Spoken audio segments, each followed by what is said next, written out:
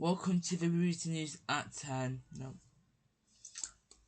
Our top headlines tonight. FIFA and UEFA and FIFA say the boycotts will continue. It comes after Gianni Infantino is sticking on as FIFA president after last night's emergency crisis meeting in Monaco.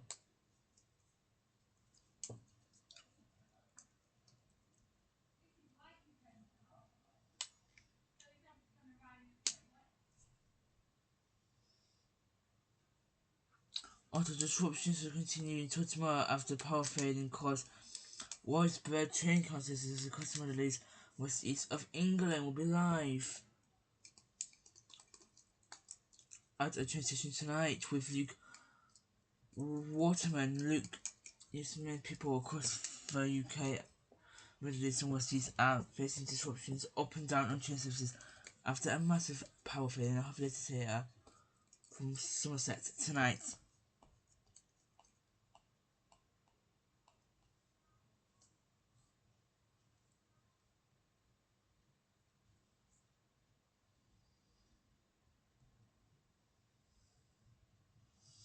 Also dangerous could force Putin into Europe action for the list from the war in Ukraine.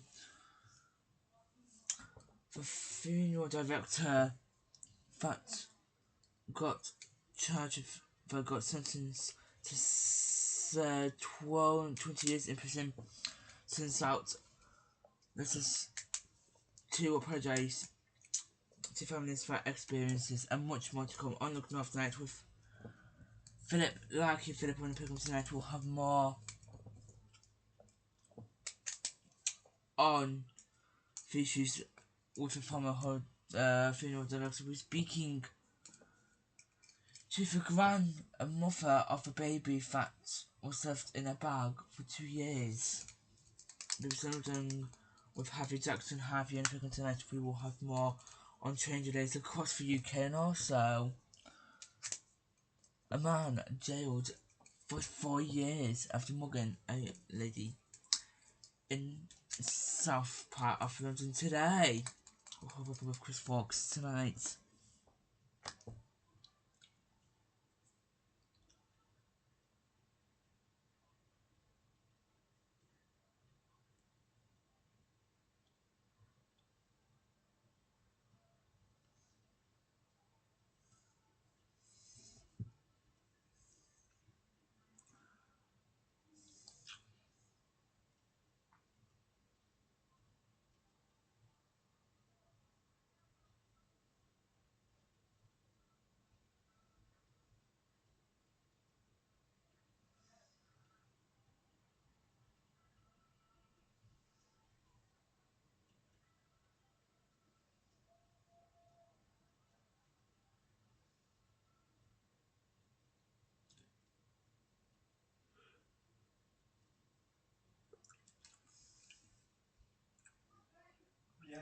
Welcome to the news at 10. We'll start with our top headline tonight, which is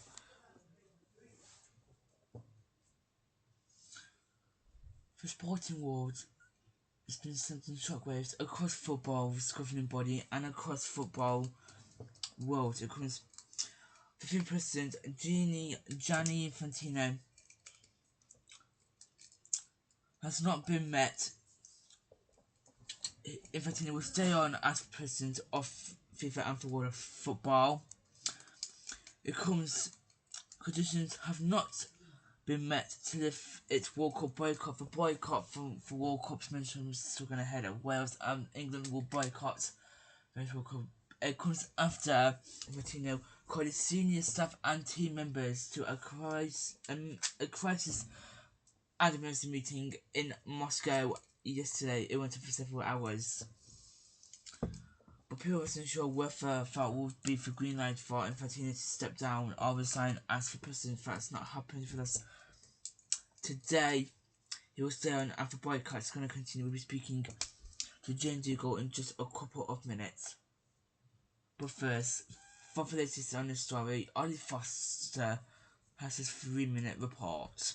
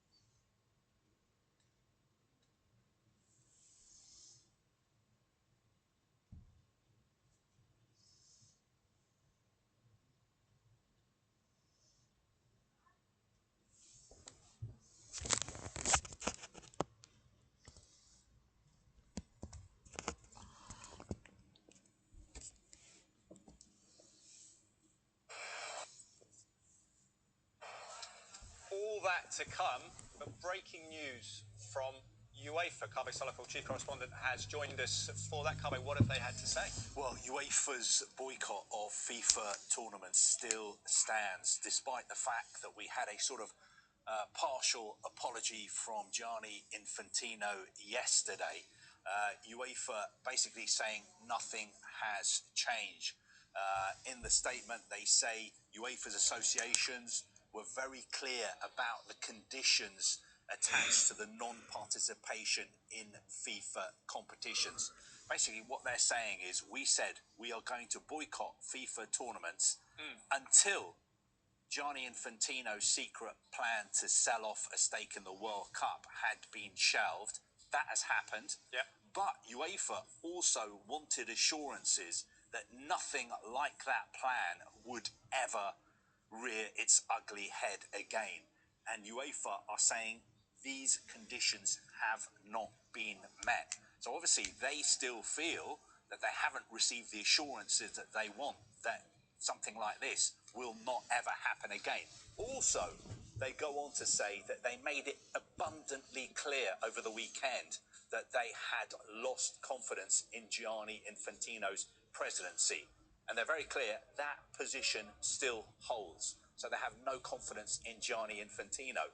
And this is really interesting because they finish off by saying yesterday's announcement from FIFA that some people employed by the FIFA president and whose careers depend on his favour agree with him changes nothing. So what they're referring to there is the fact that yesterday Gianni Infantino had this FIFA crisis meeting with some members of FIFA's management board.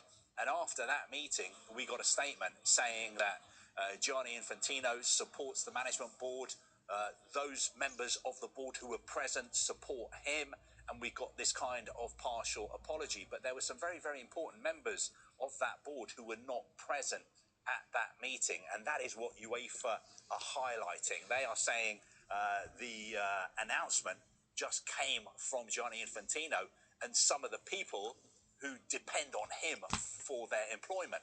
So it shouldn't come as a surprise that they continue to support him. So they're not impressed with Infantino. They don't have confidence in Infantino. The key there, as you were saying, is that there's been no declarative statement of we will never look to sell the World Cup again to shareholders. But what next then? Your read on it. Does UEFA make the formal application for a vote? Well, look, this is what we've got now is war between UEFA and FIFA, and in fact we've had it for quite a while. UEFA are making it clear that they will not accept, FIFA, Gianni Infantino's attempt to move on from this and say, look, we've learnt our lessons, we're sorry, and it's going to be business as usual. UEFA are saying no. We're going to hold you to account. We said a couple of days ago that we have no faith in Gianni Infantino, and that is the position we're sticking to. So reading between the lines, what options do UEFA have to try and get rid of Gianni Infantino? Well, they could try and hold an emergency FIFA council and have a vote of no confidence. They could try and hold an emergency FIFA Congress and hold a vote of no confidence. Otherwise, they're just going to have to find a rival candidate to stand against Gianni Infantino if he's still in position in the next FIFA presidential election in March in Morocco. Yeah, a long 9 months or 8 months away, 7 months away even. Yeah, get my maths wrong. It's coming thick and fast, isn't it? The news comes after extraordinary developments regarding FIFA and the Jordan FA. Earlier this week, Prince Ali bin Al Hussein, the president of the Jordan Football Association, revealed the national squad hadn't been paid their bonuses owed to them since reaching the final of the 2025 Arab Cup in Qatar. But get this, today Prince Ali has released the following statement saying thank you to the FIFA administration for suddenly this morning delivering what was owed to our players and coaching staff for the Jordan national team's accession to the final of the FIFA Arab Cup in Qatar last December. This was funding that should have been received 8 months ago. While this is a good development for our players, it has not changed the serious concerns we in the football world have regarding the FIFA leadership, nor does it change what our FAs have been subjected to in the past. It is symptomatic of those exact difficulties that we all face that are usually linked to the FIFA presidential elections. And it does not...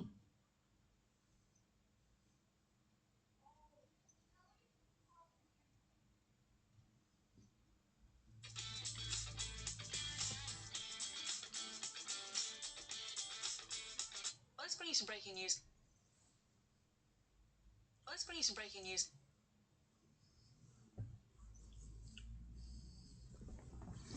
Let's speak to our sports correspondent, Jane Dougal. Jane, good evening.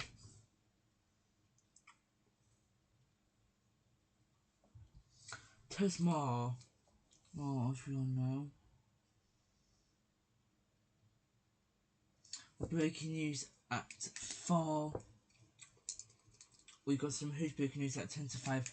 Saying that FIFA had withdrawn support for Infantino to kick in. Instead, FIFA has sent a letter to the FIFA withdrawing its support for Gianni Infantino in the re-election as president. On Monday, had been reported for English football governing body was preparing to send this letter withdrawing the support for Infantino. The move comes amid a widespread loss of confidence in Infantino's leadership after the bunch attempt to sell off states in the World Cup. It says, I got to say that last Tuesday, FIFA confirmed Infantino wanted to launch a substantial worth of 20 billion, 15 billion, and sell off more than 20% of the new FIFA Forward enterprise by raising 42 billion and 3.16 billion from private investors. Of course, the plan triggered. Also, got some breaking news earlier.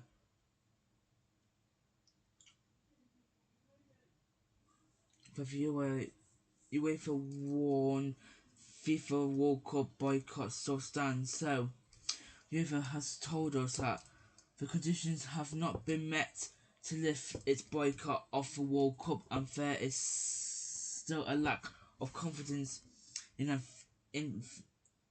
Infantino. Despite FIFA president apologising and withdrawing the World Cup sell-off plan, European football governing body has dismissed of the joint statement issued FIFA after emergency talks in Monaco yesterday. The meeting went on for several hours, we understand, of the management board. The boycott threw into doubt the particular of European teams in the next FIFA event next month, the Under-20 Women's World Cup in Poland, which features England. Got paragraph 3. The UEFA Association were very clear about the conditions attached to the non-particular in FIFA's competitions. First, for setting off major competitions had to withdraw, and secondly, ensure have to be made that such attempts to disfigure the game in these conditions have not been met. In addition, UEFA makes it abundantly clear in its statement on Saturday that it has now lost confidence in Infantino presidency. The position holds yesterday announcement that some people in employment by the FIFA president and those careers depend on his favour, agreeing with changing nothing. Okay, Jane, for that, thank you, Jane. You go there, our sports correspondent. Thanks, Jade. Well, it's funny.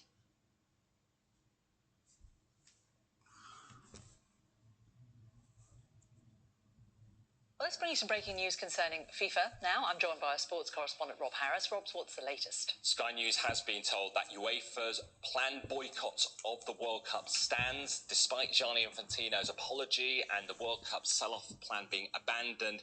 UEFA believing that nothing changes. They're still not satisfied with how things are being run at FIFA, and they are still lacking in confidence in Infantino's leadership. We can take a look at some of the statements sent by UEFA to Sky News, and it reads, UEFA's associations were very clear about the conditions attached to the non-participation in FIFA competitions.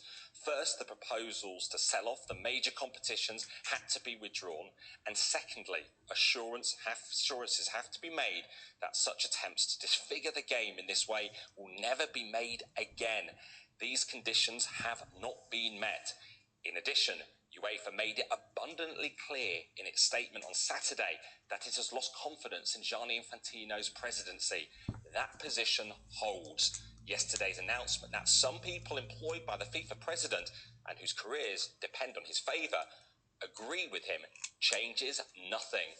Well, this is UEFA not backing down. The civil war in football remains, and the reference at the end was this meeting in Morocco yesterday when FIFA said that there was full support for Gianni Infantino from members of the management team in the meeting. Now, we know of senior figures who are not involved in that meeting. Arsene Wenger, the development chief, Jill Ellis, the chief football officer, also Sarai Berman, the chief women's football officer, and the chief operating officer, Kevin Lamore. So there was not a unanimous statement in any way from across FIFA that they back Infantino. So UEFA last week, as we first reviewed on Sky News, planned to boycott FIFA competitions if FIFA did not withdraw these plans, and the boycott remains. The next main FIFA competition, the Under-20 Women's World Cup in Poland next month, which England are due to participate in. So this doesn't change anything in terms of how UEFA feel.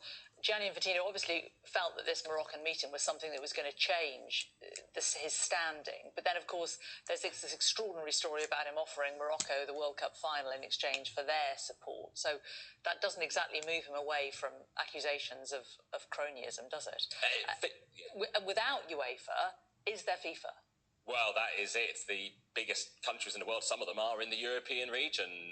Spain, the men's and women's World Cup holders currently. FIFA aren't denying the fact there wasn't an agreement to give the World Cup final to Morocco in 2030. Who knows what talks have taken place.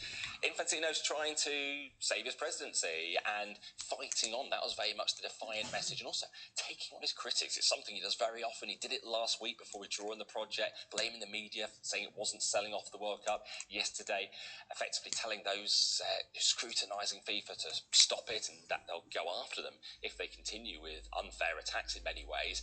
And this is the defiance, trying to keep his presidency going. There are meetings today involving the African and South American confederations, we believe as well. They are very much heartlands of Gianni Infantino. But UEFA, where once Gianni Infantino was Secretary General, it was UEFA who chose him to run for the president after Sepp Blatter was brought down. He won in 2016. Now, his previous base has very much turned on him, not for the first time, given the fact Infantino has antagonised them over how he's gone about plotting and trying to introduce things and changes into football. This is insane. 1,500 watts of single...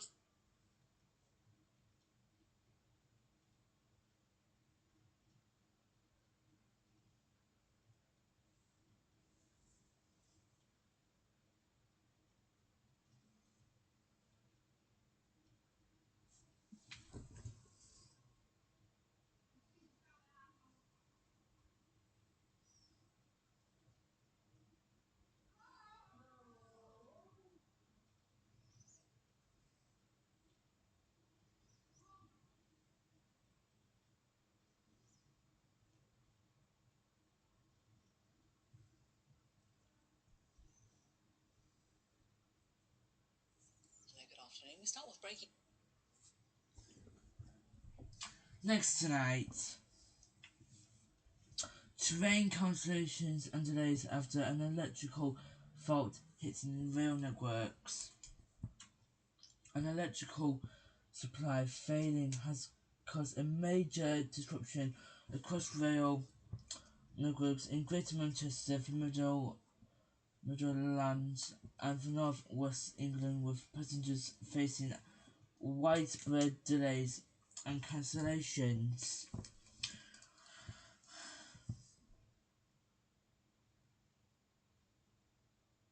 Actually, Luke got a picture and we'll be with Luke Waterman in a second in at train station in Manchester. He says from set is Manchester.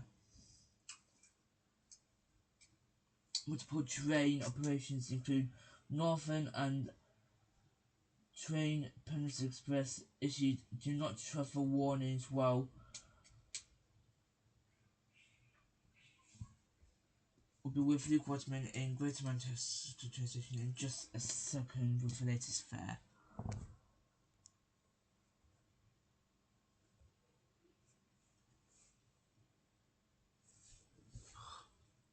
News: an electricity supply failure is causing disruption on the rail network across Greater Manchester, the Midlands and the northwest of England. Let's bring in our correspondent Barnaby Papadopoulos. Barnaby, just tell us what's going on. Yeah, well, there's been an electrical supply failure at a communications centre, and it looks like that's having a really big knock-on effect across the network, particularly in the north and the Midlands. But really, any trains going up that West Coast main line look like they might be affected by this. I've got a brief statement from National Rail, which I can just read to you now. A spokesperson from National Rail said a failure of the electricity supply at a communications centre means trains across the Greater Manchester area, Midlands and northwest of England are being disrupted. As a result, trains will be cancelled, delayed by up to 60 minutes or revised. Disruption is expected until the end of the day. So that's from National Rail. It looks like about 5 providers have been affected. 2 of those have issued blanket do not travel warnings. Those are Northern and TransPennine Express. They're both urging their customers not to travel. Just to run through some of the other providers which are affected by this, Avanti West Coast has said its trains won't be stopping at Macclesfield. It said tickets can be used on London North Western and Transport for Wales services. East Midlands Railway has also said it's not running any trains between Sheffield and Liverpool Lime Street. It's arranged some road transport, so it's put on some rail replacement buses.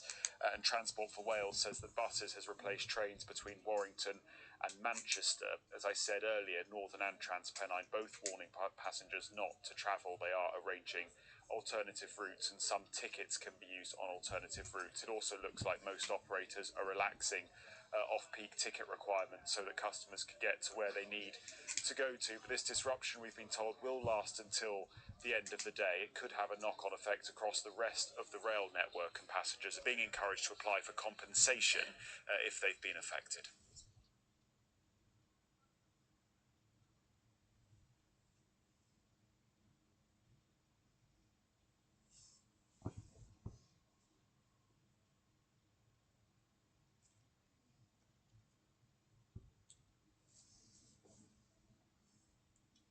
With Luke in just a second about the issues.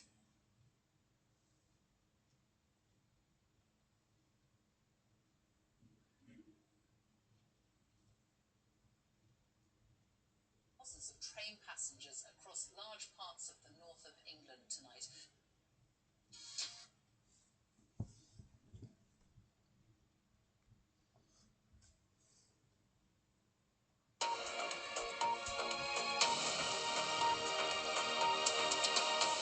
Good evening and welcome to the BBC News at 6. There's major disruption for thousands of train passengers across large parts of the north of England tonight as a power failure brought trains to a halt this afternoon. There have been long delays and many cancellations, with passengers saying they've been stranded on trains for hours with little information. The rail lines that have been marked here in red are the ones affected. They're run by 7 companies, including Avanti West Coast, East Midlands, Northern, TransPennine Express and Transport for Wales. Well, the outage has been caused by an electrical supply failure at a communications centre. National Rail says it expects journeys to be impacted until at least the end of the day. Simon Jones reports. Going nowhere, cancellations, disruptions, delays across a huge part of the network. Massage therapist Sarah Nelson has been trying to get to a client in Manchester, but she's stuck. I set off from Blackpool at 1 o'clock, hoping to get into Manchester for some work at 3 p.m. It's 4:30 and I'm still stood next to the train at Horwich Parkway near Bolton. It's incredibly frustrating because not only have I spent the entire afternoon wasting it, just sat at a station, but I've lost the money for the client and potentially some goodwill as well. Even many of those fortunate to get on a moving train found there were problems. Connor Knowles needs to get to work at Manchester Airport, where he's a flight attendant. So yeah, getting the train from Middlesbrough to Manchester Airport. I boarded the train and been told it's delayed, but we still have to face Manchester yet, so that's my concern, is are we actually going to make it to Manchester? These are the operators who have been affected. Some have been struggling to put on bus replacement services at short notice. People are advised to check before they travel, or not to travel at all in some areas. We planned to get the train around 4:30 today. I think we found out half an hour, 40 minutes before that, and then we've kind of been on standby ever since, really. At Liverpool Lime Street, passengers have been left staring at departure boards, desperate for information. So what went wrong? It's being blamed on a power supply issue in the Manchester area, affecting Network Rail's Regional Operations Centre, which houses the controls to safely operate the railway. Then there was a delay to the backup supply kicking in. The Transport Secretary said, "I am sorry to hear passengers in the northwest are affected by a power outage, with trains cancelled or delayed. I am receiving regular updates while Network Rail works to resolve the issue." Has been cancelled. The warning is the problems could continue for the rest of the day. Simon Jones, BBC News. Well, let's talk to our correspondent Josh Parry, who's at Liverpool Lime Street Station for us now. A really difficult and frustrating afternoon for thousands of people. What's the situation there tonight? Well, Sophie, as you say, those problems with the communications centre have caused major disruption across 7 rail providers here in the northwest of England. And Liverpool Lime Street is a major transport hub in the northwest. At the moment, it is the school holidays, and therefore there are dozens of families hoping to travel onto Manchester Airport, to London, to Scotland for their holidays. I spoke to a lady earlier who had already missed her connecting train in Glasgow to get back home to Perth, so she was spending another night here in Liverpool.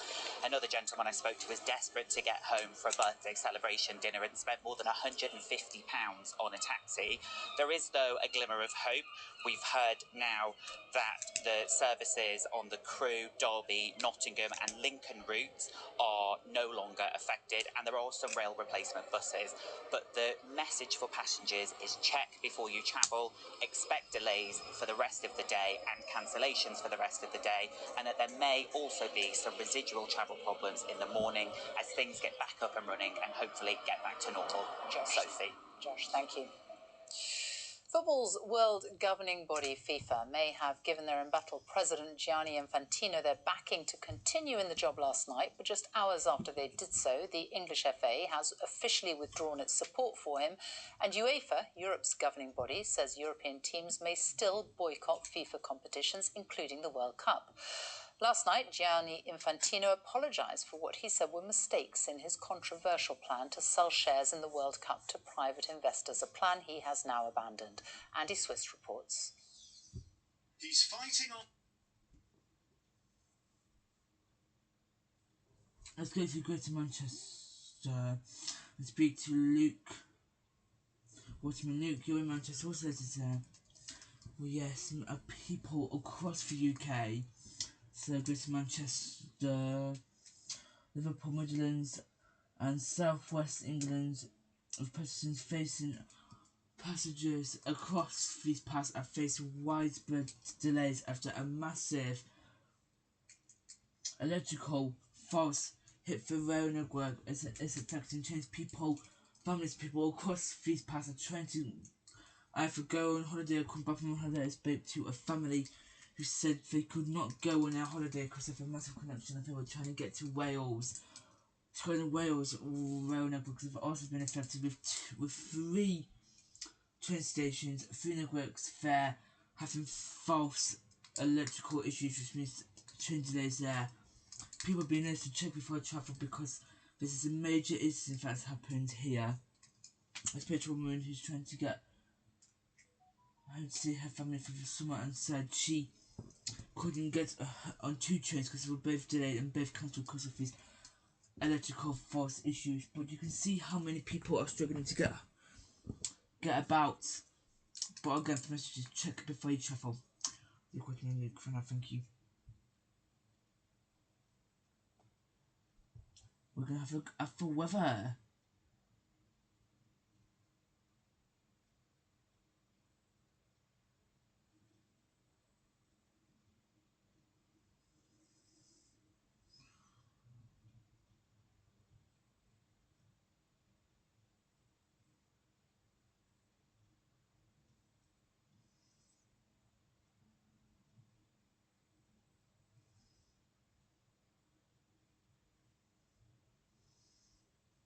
challenge when she turns 100.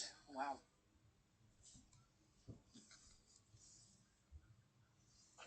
Let's have a look at the weather now. Thomas Schaffernacker, hello.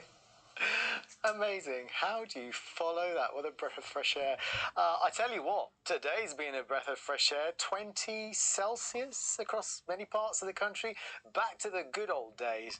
But guess what? It's not going to last because it'll be turning hotter over the next few days. Now, there is a weather front and it's brushing northwestern parts of the UK. It will bring some rain, but to the south, we've got the good old high pressure, the anticyclone forming, and that means that temperatures will be building over the next few days, and there's another heat wave on the way. But not in the short term. On Friday, we've got some rain in Scotland, but for most of the UK, it is going to be a dry day. Now, this is what it looks like this evening. So we've got the weather front moving into, or the showers behind it, moving into parts of Scotland.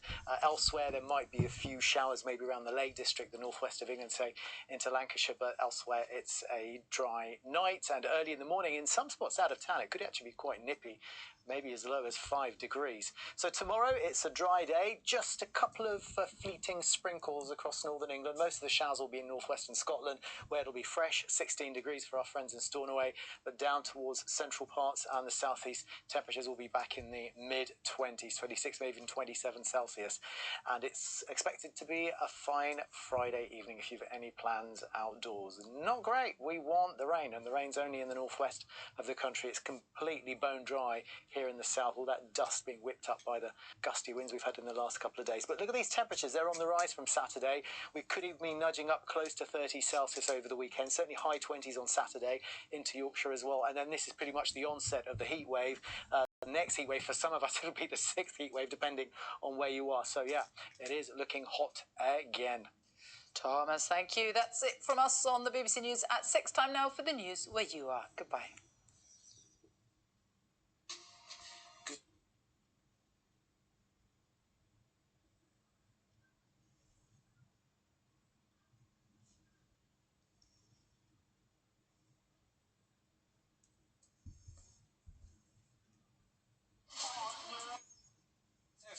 Hello, good evening. Thank you for joining us and welcome to Look North. Now, coming up on the programme tonight, angry families reject an apology letter from the jailed funeral boss, Robert Bush. Also tonight, people are still sending flaming lanterns into the sky and a huge... Let's have a look at the headline for the next. Forget it.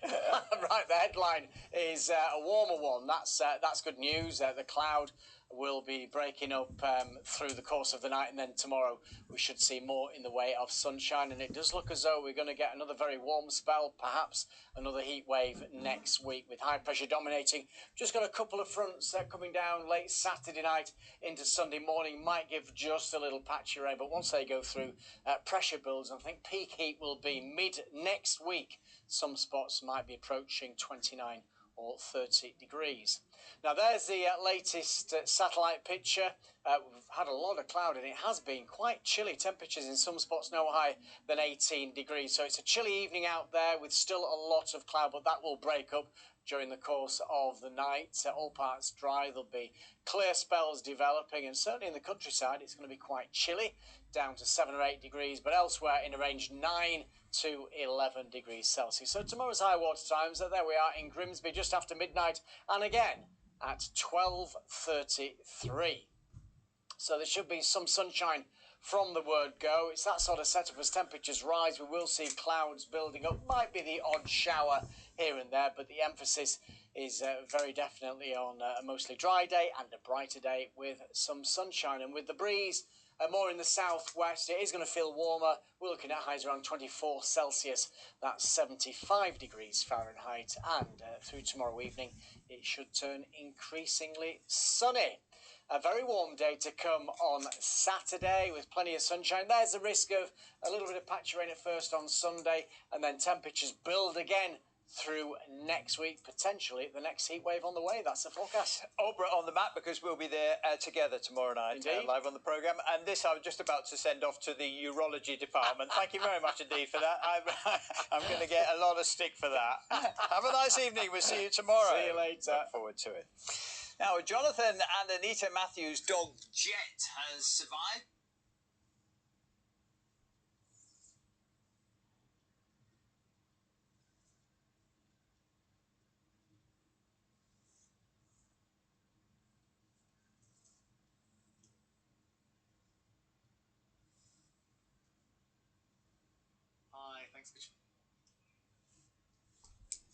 Just want to go through the latest forecast. So tonight, dry. So many parts of the UK will feel dry, with a bit of patchy clouds building up. Clear spells for most tonight. A few showers in Wales and north and western England. Cloud will blustery spells of rain in the northwest Scotland. For Friday, the outlook dry with variable cloud building up. Sunny spells across much of the UK. Tomorrow, the odd shower in Wales and north and eastern England in the morning with blustery rain in the northwest Scotland. The outlook for the weekend Saturday, we will see sunny spells and patchy cloud for many, but an outbreak of rain will affect the northern areas, staying unsettled, while across the northern and central areas of for Sunday, but staying dry and sunny in the south. That's the latest. Next tonight.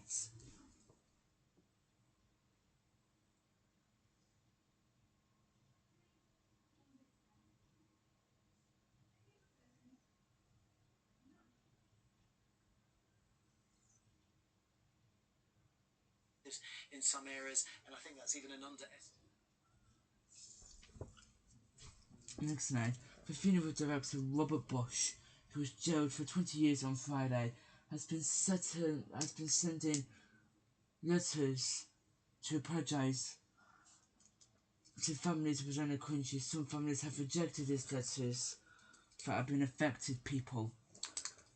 It comes after he kept the ashes of people, of the ones that had died, which shocked people.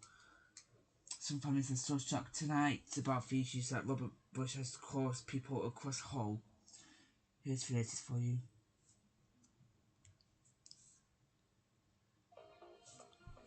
Good evening. Jailed funeral director Robert Bush has written to families he deceived to say sorry and that he hopes in time each of them can find some peace. It's been branded as a waste of paper by those affected. Bush hoarded bodies, including that of a baby, instead of burying or cremating them, and sent random ashes to their relatives. He's been jailed for 20 years. Jessica Lane has this. This memorial is meant to be a place of reflection, but today there's anger, once more directed towards Robert Bush. I'm glad I didn't hear it straight after the court case, because it was dismissed. Not worth the paper it had been written on. It was a waste of paper, it was a waste of ink printing it. I'm sorry, yes. You're sorry? Bush told reporters outside court last Monday he'd written a letter, and now some of the families have shown us what it says. In the letter, Bush writes, "I recognise that what happened has caused distress, upset and uncertainty for many families. I am deeply sorry. I understand that this has affected not only your confidence in me, but also memories surrounding the loss of those closest to you. I hope that, in time, each of you can find some peace and remember your loved one for who they were, rather than for the circumstances that have followed. I am truly sorry." Many families affected have said they wanted to hear from Robert Bush and find out why he did what he did. However, now they've read the letter, lots are saying it's not good enough. Jasmine's son, Sunny Beverly Conlon, was born prematurely in 2022. She and her husband held a funeral for him and were given ashes, but police later found his body in a paper bag on the floor. Really doesn't mean anything because actions speak louder than words, and the only actions we saw from him was self-pity in that, behind that glass. And that was all we could take from that. Natalie's granddad, Norman Bridger, died aged 95, and the family held a funeral before finding out he'd actually been left at the Hessel Road site for 11 months. I was glad that I'd heard it, and I don't understand how he could possibly think it made any difference. Tristan's grandma, Jessie Stockdale, was also found at the Legacy building. He says he saw coffins with mould on the inside. I feel like it's been a smack in the face, really. It's sort of him tormenting, because in his own words, he's sorry for the consequences of his actions, not the actions themselves. I mean, it says enough. He's sorry he got caught, and sorry he's doing the time for it. It's just dragging everything off a little bit longer. Jessica Lane with that report. In other news, a councillor has urged people visiting Hornsey in the East Coast to respect the sea after the latest tragedy. Just be yourself. Oh! Wow. This is cool. Look at that thing. Wow. Looks brighter.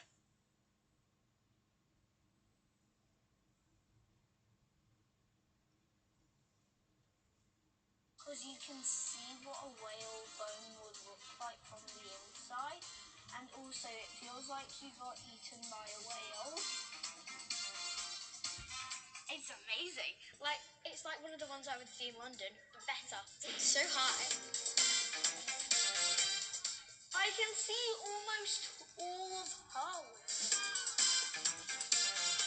We loved it and we'd love to come again. It's a definite seal of approval. Here's Paul Hudson now with the weather. Thanks very much. Good evening. Well, it's been quite a chilly day today. There's been a lot of cloud, obviously, but tomorrow looks brighter and warmer with some sunshine and blue sky to come. So that cloud that we've had today continues to break up. Many of us will be dry with clear spells and quite a cool night. We'll see lowest temperatures in countryside areas down to 7 or 8 degrees. Elsewhere, 9 to 11 degrees. So tomorrow then, more blue sky, plenty of sunshine certainly to start with. I think we'll see clouds bubbling up through the day. There might be the odd light shower, but it looks set to be a dry day. As I say, it's going to feel warmer. We'll see top temperatures around 24 Celsius, that's 75 Fahrenheit. A warm weekend to follow, just a risk of a few showers on Sunday. That's the forecast. Thanks, Paul, and we'll be out on the coast tomorrow. Peter and Paul will be live in Aldeburgh in East Yorkshire at 6:30 talking about coastal erosion. Hopefully, we'll be able to join them. For now, good night. Hang on.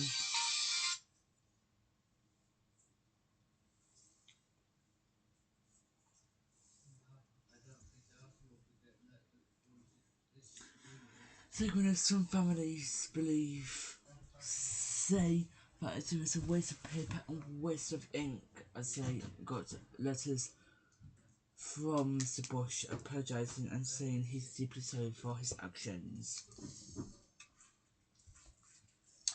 Other stories tonight, EasyJet agree on a $6.7 billion takeover. EasyJet borders recommended the cash offer following a monthly of uncertainty surrounding one of Europe's biggest low-cost airlines as the industrial struggles against surgery costs from the war. Also, the UK gives effect green light to Warner Brothers deal for millions in investing about Channel 5's editing and kids TV, helping Alia, Lisa and Andy.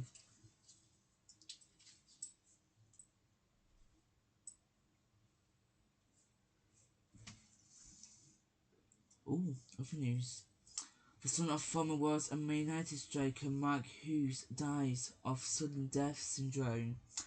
Alex Hughes, who was head of player and recruitment at Grimsby Town, was found collapsed in the bedroom of his home in June last year. Paramedics were unable to save him. The son of Manchester United and Wales footballer Mark Hughes dies from a sudden adult death syndrome. What?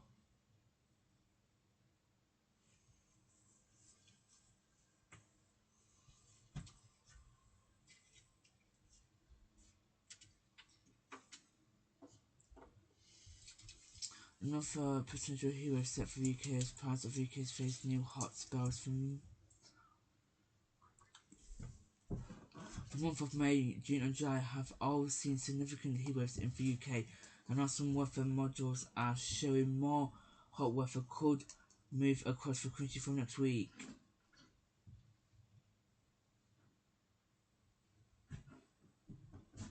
The farmer who thanks the boxer charged of killing Bush's aid worker in Greece dumped her body in a suitcase. The defender appeared in court in for a close hearing when he exerted his right to remain silent and did not enter a plea of any of the 3 charges he faced.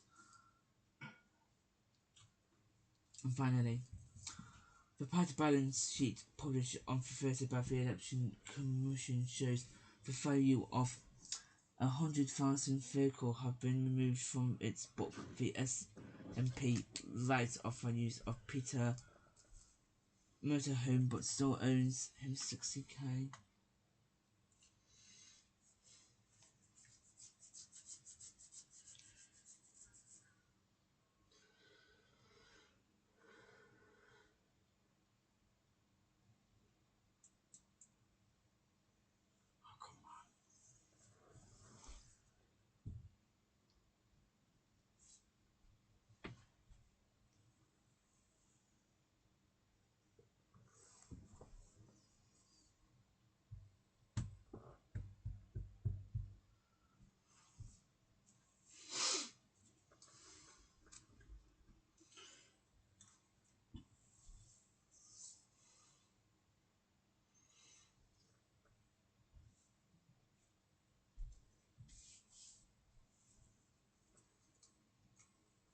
Here you go.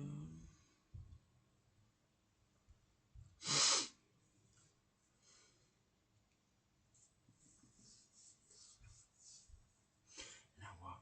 I did well on Candy Crush, but I hate it. Not.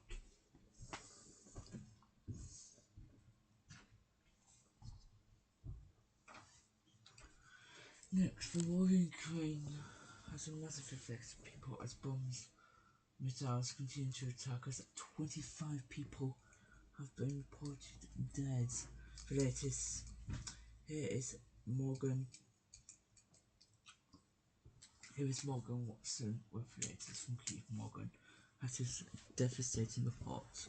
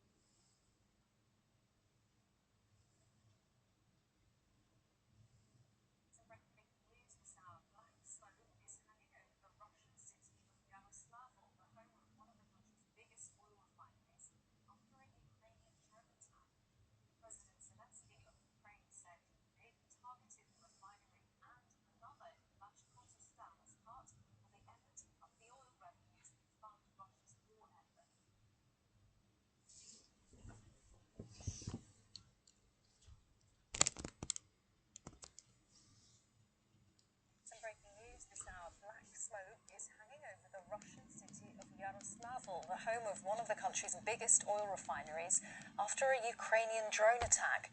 President Zelensky of Ukraine said they'd targeted the refinery and another in Bashkortostan as part of the effort to cut the oil revenues that fund Russia's war effort. The region's government. Some breaking news this hour. Black smoke is hanging over the Russian city of Yaroslavl, the home of one of the country's biggest oil refineries, after a Ukrainian drone attack. President Zelensky of Ukraine said they'd targeted the refinery and another in Bashkortostan as part of the effort to cut the oil revenues that fund Russia's war effort. The region's governors called it the largest ever attack, saying 93 drones were destroyed. But that's only part of the picture across Russia. The military says it has intercepted and destroyed over 600 Ukrainian drones. The attacks have also continued the other way. 5 Ukrainians were reported to have been killed in Russian attacks overnight. These are images from Zaporizhia, where Russian drones hit an apartment block, injuring 2 civilians. Well, let's speak to our correspondent from BBC Russian, Olga Ivshina. Hello to you. Olga, just bring us up to date with what's been happening overnight. So there have been missile strikes, drone strikes on both sides. So, as you rightly said, Ukraine have been hit 94 drones and 2 ballistic missiles. Only 66 of those drones have been intercepted, as stated by Ukrainian officials. So this shows one of the big problems which exist now for Ukraine. They lack intercepting facility, and of course, most importantly, they don't have capabilities currently to intercept Russia's ballistic missiles, which can bring significant troubles and significant destructions for different facilities in Ukraine. Carry on. On the other side, Russia has also been hit. So Russian MOD this morning reported over 600 drones being flown over Russia. They claim most of them have been intercepted, but there has been successful strike on Russian oil facilities in Yaroslavl. That's roughly 300 kilometers from Moscow, and Ufa, that's 1,300 kilometers from Moscow. This shows you what the deep range Ukrainian drones are now reaching, and it has been quite a long and successful campaign of Ukrainian drone strikes on Russian facilities, mostly industrial, but also some civilian facilities have been hit, while there is storage facilities, that's Russian analog of Amazon. Ukraine claims it's being hit because it sells some military-related products. Moscow strongly denies that. And do we know to what extent these... Well, that is it from us. We can join Philip Larky. Philip was looking after tonight on the programme tonight. We'll have more on the female director and Hope that's been sending heartfelt apology letters to families that were affected, but some people don't want this apology. Also, people have been warned not to go anywhere near Hornsey Beach after the tragic of the Eastern Fair. We'll have them and more on anything for travel and weather for the weekend. Harvey Jackson with BBC London. Harvey Jackson having become worth more of the train issues up and down the country. We're speaking to a train chief reporter.